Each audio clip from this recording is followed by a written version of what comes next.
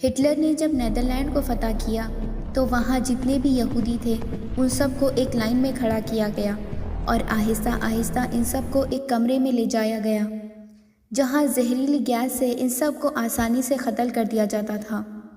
Line میں کھڑے سارے یہودی اپنی موت کا انتظار کر رہے تھے اور ان سب کی زبان پر تورات کا ایک ہی کلمہ تھا، سام 84 یا سام 84۔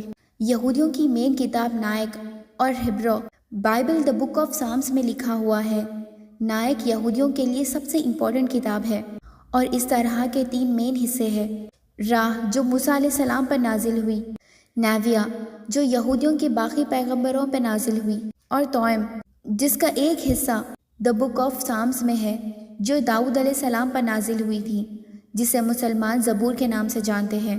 سام 84 میں لکھا ہے، کتنی خوبصورت ہے آپ کے رہنے کی جگہ، عظیم رب۔ بلیس آر دا پیپل جو آپ کے گھر میں رہتے ہیں اور ہر وقت آپ کی عبادت کرتے ہیں اور ان کا دل صرف پلگرم حج کی طرف ہوتا ہے جب وہ بکا کے خشک وادی کے پاس گزرتے ہیں۔ بکا وہ اس وادی کو سپرنگ چشمے میں بدل دیتا ہے۔ They go from street to street جس کا اصلی ہبرو ترجمہ ہے they go from mountain to mountain.